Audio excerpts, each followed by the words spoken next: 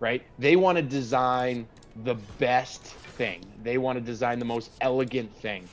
They don't necessarily care that it costs too much money. They don't necessarily care that it's impossible to find. You know, you're designing it with unobtainium that's, you know, comes from one corner of the earth.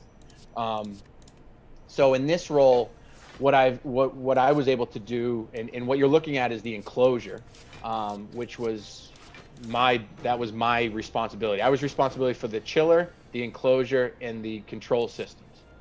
Control systems was pretty much off the shelf, but this enclosure was something that was being custom made to fit. You know, and originally they had a guy from Apple come in and design it. So it had all these curves and all these different like features that were cool and all this, you know, it looked like an iPhone case. And, you know, that's expensive. When you make a curve is expensive. So my job was to kind of take a lot of cost out of this. And I have a couple little stories here. So you see those big doors that are there. Well, that's just plain sheet metal. And sheet metal, when you cut it, has a very sharp edge. And they were rolling the inside edges of the doors. And to roll the inside edges was another 2 days of manufacturing, and it cost a lot of money. So as a cost reduction, I got rid of the rolled edges. I found out later, and I'm not proud of this, but I found out later, like much later, like 10 years later, that a maintenance person was working on this, and the wind blew the door shut, and they didn't have the stand to keep the door. And it flew in and cut the guy's finger right off because the edges were still sharp. They weren't rolled. So, lesson learned. The cheapest is not always the best. And you do have to take into consideration, you know, some sort of safety. So I did learn that. Now, this was also a time when I got to experience my first international travel. International travel for me, it was my first time really out of the country other than the Caribbean. It was very exciting, really, really exciting. I got to go to India, and we visited Mumbai and Bangalore, and really I visited 1,000 different factories and, you know, trying to find new sources for these parts that we needed. And I'll share with you guys a story. So there was this one visit. Well, I'll start with the night before. So the night before we went out, and I think I had too many carbohydrates like Tom Brady did. So I went home and I wasn't feeling great the next morning when I woke up. And I needed a drink of water, and we were staying in this, you know, $600 a night Marriott hotel. So I'm thinking, okay, you know, I don't really have to be careful here of like the water or the food because it's such a nice place and it's Americanized and all this other stuff. So I go down to the buffet for breakfast, and I love cranberry juice. I fill up this 16-ounce glass of cranberry juice, and I just glug, glug, glug, start chugging it down, you know, replenish my fluids from the night before. And about midway through drinking these 16 ounces, I can taste something a little off. And I start to realize that this is made from concentrate, and they clearly mixed it with water. Now, at the time, I'm thinking, okay, it's probably filtered water. It's an Americanized hotel. I'll be okay.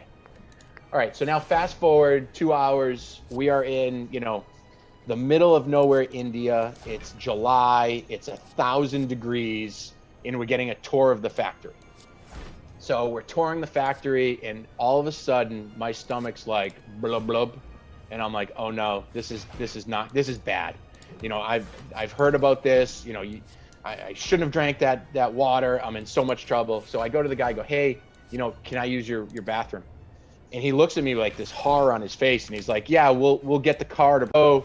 You know, we're in the middle of a factory in India, so they slide open this door, and I look in, and it's like I don't know, like a murder scene in there. It's the grossest thing I've ever seen, but this is happening. I got to do what I got to do.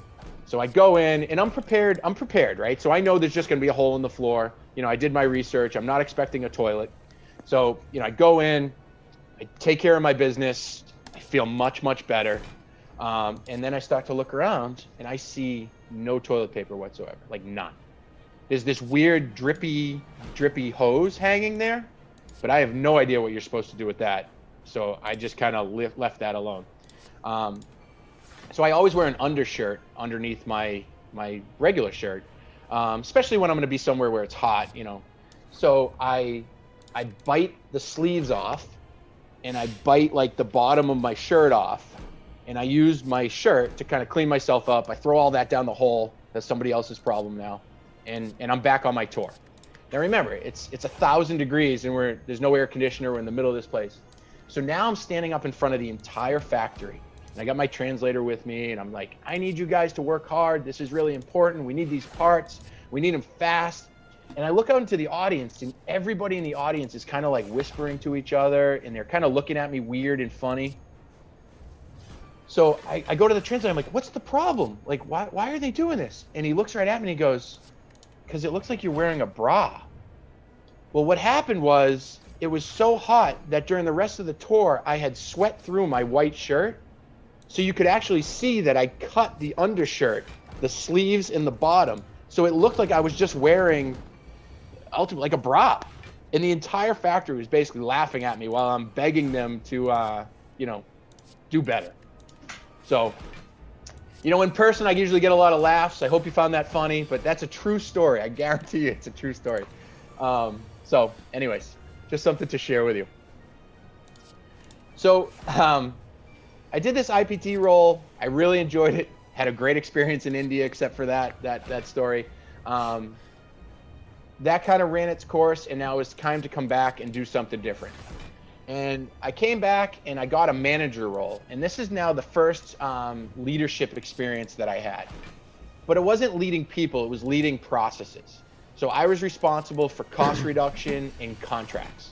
So, reducing the price, making things more efficient, from a contract perspective, reviewing contracts, making sure we were adhering to them, the customer was adhering to them, or the supplier was adhering to them. And this was not my favorite job. I will tell you that I learned a tremendous amount from this job. And the more that I've gone up the corporate ladder, the more understanding finance, understanding contracts, understanding the numbers, it's become more and more important. Matter of fact, I would say my job today is more like a finance role than anything else, because that's how you manage an operation. That's how you look at supply chain. And this really gave me a good basis for that. But it was not my favorite job. And the reason why I share it with you like that and tell you that it was not my favorite job was because you guys will have experiences in jobs that you don't like. It just is what it is. You'll have an assignment, you'll have a boss, you'll have something that you don't like. It's really important to not get caught up in the fact that you don't like it. If you're not happy, find a way to leave, find a way to get out, but make it on your own terms. Don't self-sabotage yourself. Don't be so miserable that you kind of lose perspective on why you're in a career in the first place. This wasn't something that I loved, but it was certainly something that I could learn from.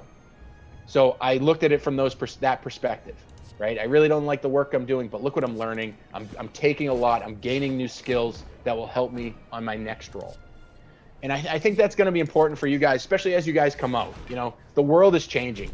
Everything now, you can do pretty much any job from your kitchen, right? Everything's via Zoom. You may like some things, you may not like some things, but you're more tempted now, if you're not engaged, to kind of, turn the video games on or have your phone under your table while you're on a Zoom call, right? It's a lot easier to do that now, where if you're in an office, it isn't. And all I could say is make sure that doesn't consume you, and that you're able to learn something from the role, even if you're not happy in it. So I did this, like I said, for 2 years, and then I had the opportunity to work for Professor Murray. I say this at every class, and I think Bob doesn't like it, but I'm going to say it again. Bob was extremely scary as our vice president of supply chain. He was not somebody you messed with at all, and he was not somebody you disappointed. And if he asked you for something, you did it on time and right the first time. You did not mess around. So I find it interesting now in his role, because he seems much nicer and much kinder. And he was always a great mentor and always a great coach, don't get me wrong. But he was scary. So I'm just going to share that with you guys. You guys are very lucky you have him here. His experience is something that you cannot learn. What he's able to teach you guys is something that you guys should really relish. So I'll give it to that. But he was scary. So, so working for Bob was actually really really the turning point in my career. I would say it was the catalyst for me being able to do bigger and better things. Up until this point, I was a leader, but I was part of a greater thing. You know, I wasn't relied upon. My team was relied upon, and I was an input into that team, but I personally wasn't relied upon the way I was as this project manager. Um, and we did a lot of different things. And the two things that I'm going to highlight are probably the two things that I'm most proud of so far in my career. Um, from an execution standpoint, the things that I'm most proud of in my career are my team members that have gone on and been promoted and became, you know, greater than me.